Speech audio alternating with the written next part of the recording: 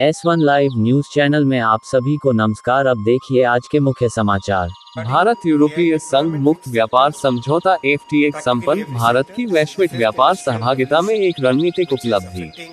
16वें भारत यूरोपीय संघ शिखर सम्मेलन में माननीय प्रधानमंत्री श्री नरेंद्र मोदी एवं यूरोपीय आयोग की अध्यक्ष महामहिम सुश्री अर्सुला वॉन डेर लेयन द्वारा ऐतिहासिक घोषणा। विश्व की चौथी सबसे बड़ी अर्थव्यवस्था भारत और दूसरी सबसे बड़ी अर्थव्यवस्था यूरोपीय संघ, जो वैश्विक का 25% हिस्सा है, के बीच विश्वसनीय साझेदारी का सुदृढ़ निर्माण।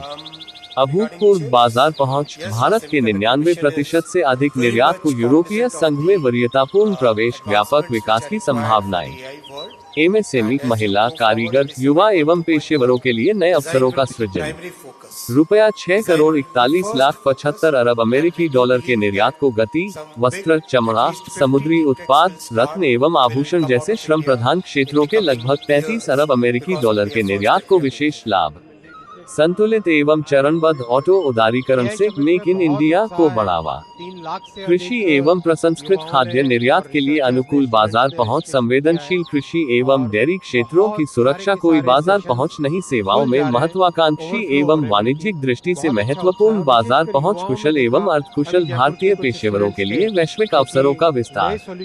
BAM प्रावधानों के माध्यम से रचनात्मक संवाद और सहयोग सुनिश्चित।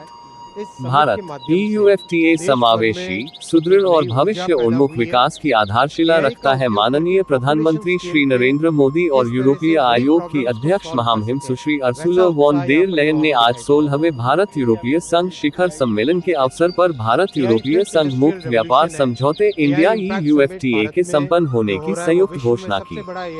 ये घोषणा भारत EU आर्थिक संबंधों और प्रमुख वैश्विक साझेदारों के साथ भारत की व्यापारिक सहभागिता में एक ऐतिहासिक मील का पत्थर है। वो सब यहाँ पर उपस्थित है। किस तरह से हम AI का उपयोग इकोनॉमी में, सोसाइटी में बड़ी प्रॉब्लम्स को सॉल्व करने के लिए कर सके, और AI के जो हार्म्स हैं उनको हम कैसे रोक सके, इन दोनों को बैलेंस करके इस नई टेक्नोलॉजी को आगे बढ़ाना है। बहुत दो तरह का इंटरेस्ट है। सबसे पहला इंटरेस्ट है इन्वेस्टमेंट का। करीब $200 बिलियन से ज़्यादा इन्वेस्टमेंट की एक्सपेक्टेशन है ओवर नेक्स्ट 2 इयर्स, और VC डीप टेक में फंडिंग का बहुत बड़ा इंटरेस्ट है। और तीसरा जो भारत की इनोवेटिवनेस है और जो भारत का डिजिटल पब्लिक इंफ्रास्ट्रक्चर है, उसके कारण, डिजिटल पब्लिक इंफ्रास्ट्रक्चर के कारण देश में एक बहुत अच्छा, माननीय प्रधानमंत्री जी के नेतृत्व में एक टेक्नोलॉजी का फ्रेमवर्क बन चुका है। उस फ्रेमवर्क के कारण भारत में AI के डिफ्यूजन को और तेजी से आगे बढ़ाया जा सकता है, ऐसा सभी का मानना है।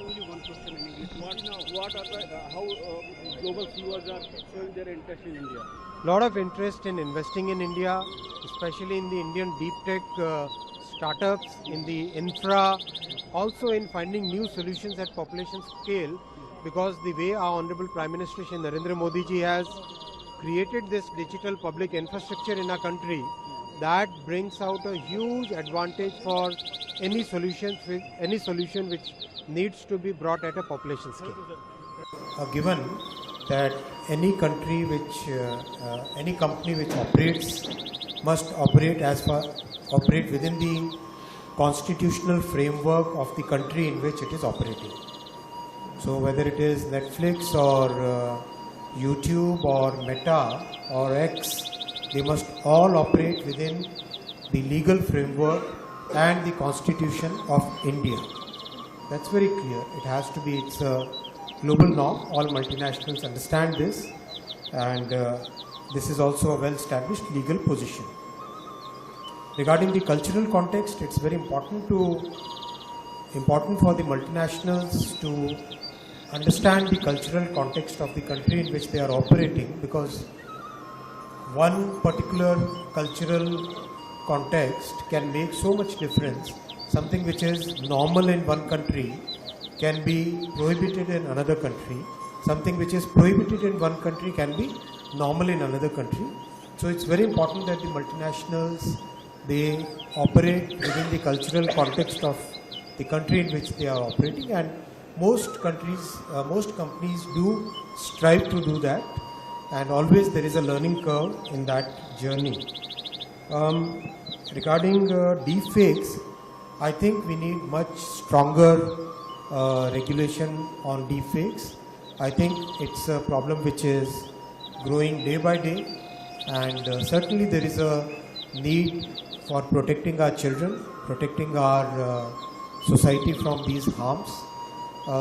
There is definitely we have initiated a dialogue with the industry already on this. What kind of regulation would be needed beyond what we have already, beyond the steps that we have already taken up.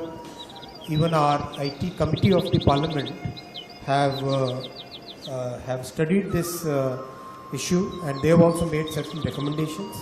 So certainly I believe that yes, we need much stronger regulation on deepfakes, and we definitely must create that consensus within the parliament for creating those significantly stronger restrictions on deepfakes so that the society can be protected from these harms. जी, agriculture हो, health care हो, इन सब में AI का बहुत उपयोग होने लगा है, और आने वाले समय में भारत एक नया मॉडल देगा विश्व को कि किस तरह से एआई का उपयोग करके हेल्थ केयर में एक टोटली नए तरीके से काम किया जा सकता है। जिस तरह से माननीय प्रधानमंत्री श्री नरेंद्र मोदी जी ने टेक्नोलॉजी को डेमोक्रेटाइज करने का एक विजन दिया है, एआई का उसी माध्यम से, उसी विजन के साथ किस तरह से पॉपुलेशन स्केल पे प्रॉब्लम्स को सॉल्व कर पाएं, वो फोकस है इस एआई समिट में। आप देख रहे हैं कितनी ऊर्जा है, कितनी एनर्जी है, किस तरीके से देश के, दुनिया के सभी